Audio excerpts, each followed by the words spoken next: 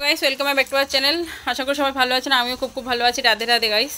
তো আবারও চলে এসেছি দুপুরের মেনু নিয়ে। দুপুরে কী কী লাঞ্চ হচ্ছে সেটা আপনাদেরকে দেখাবো। তো দুপুরের মেনুতে আজকে রয়েছে, আপনাদেরকে দেখাইনি আগের দিনকে রাত্রিবেলাতে আমি চিংড়ি দিয়ে কচুঘাটি দিয়ে রান্না করেছিলাম। এটা কি বলবো, গাটি কচু ভুলে গেছি। তো এটা গাটি কচু দিয়ে চিংড়ি দিয়ে, এখানে চিংড়ি আর গাটি কচু দিয়ে এটা আগের দিন রাত্রিবেলা রান্না করেছিলাম। সেই তরকারি আপনাদেরকে দেখানো হয়নি, আমি ভেবেছিলাম ব্লগ করবো, তো করা হয়নি, শরীরটা খারাপ ছিল তাই। গাটি কচু দিয়ে চিংড়ি মাছ, আর এখানে আছে চিংড়ি দিয়ে আমড়া দিয়ে পেঁয়াজ দিয়ে বুনো বুনো টাইপের। এই যে বড় বড় চিংড়ি, অনেক বড় বড় চিংড়ি আছে। এই যে এই বড় বড় চিংড়ি দিয়ে অনেকখানি আছে, অনেক কটাই আছে। তো আমড়া দিয়ে এটা রান্না করেছি, চিংড়ি দিয়ে আমড়া দিয়ে পেঁয়াজ দিয়ে ভুনো ভুনো করেছি। আর আছে এদিকে হচ্ছে মেয়ের জন্য, মেয়ে তো চিংড়ি খাবে না, তো মেয়ের জন্য রুই মাছ দিয়ে, বাবা কালকে মাছটা এনেছিল, আমি ভাজা করে রেখেছিলাম। মেয়ের জন্য রুই মাছ দিয়ে কাঁকরোল দিয়ে, তাও আমরা দিয়েছি কটা, ও তো খেতে পারবে না চিংড়ি, সেজন্য এখানে কটা আমরা দিয়ে পেঁয়াজ দিয়ে ভুনো ভুনো করেছি, টমেটোও দিয়েছি, সাথে টমেটোও দিয়েছি। তো এই হচ্ছে আজকে আমাদের ফাটাফাটি মেনু। আর ওদিকে অন্ন হতে চলেছে। অন্নের অবস্থা দেখুন একবার, আমার মাথায় নেই অন্নের কথা। তো গাইস এই যে অন্ন হয়ে গেছে, অন্নের কথা আমার মাথায় নেই। ভাগ্যিস ব্লগ স্টার্ট করেছি বলে ব্লগের মধ্যে কথাটা বলাতে আমার মাথায় এসছে আমার অন্নের কথা।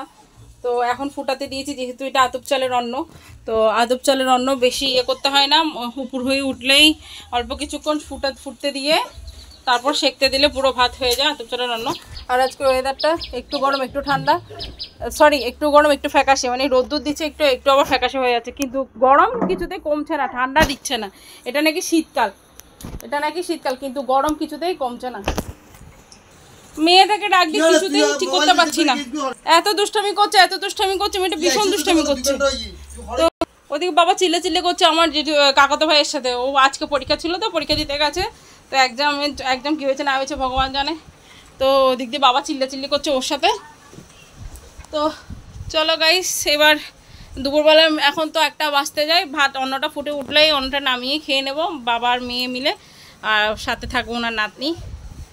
এটা আমার বাবা, যেহেতু আমি আমার বাবাই বললাম, বাবার মেয়ে সেটাই বললাম। তো যাই হোক চলো গাইস, এখনের মতো এখানে শেষ করছি। দুপুরবেলা মেনু ফাটাফাটি, অনেক মজাদার, যেহেতু চিংড়ি মাছের তরকারি আমার বাবার খুব ফেভারিট, আমারও খুব ফেভারিট। তো এখন খেতে যাব দুপুরের ফাটাফাটি মেনু দিয়ে অন্ন, দুপুরবেলা মেনু চলবে। তো খেয়ে দিয়ে আসি। আর আপনারা কে কি লাঞ্চে করছেন অবশ্যই কমেন্ট করে জানাবেন কিন্তু। মাম্মাম বলো রাধে রাধে। তো গাইস লাইক কমেন্ট শেয়ার করে দেবেন, আর পেজটাকে ফলো করে দেবেন, আমার ইউটিউব চ্যানেলটাকে সাবস্ক্রাইব করে দেবেন। তো আজকের মতো এখানে বিদায় নিচ্ছি, সবাই ভালো থাকবেন, সুস্থ থাকবেন। আমি এখন see you লাইক কমেন্ট করে দেবেন, আমার দুষ্টু বুড়ির কথা শুনুন আপনারা সবাই। লাইক কমেন্ট করে বলে দিয়েছি আগে থেকেই।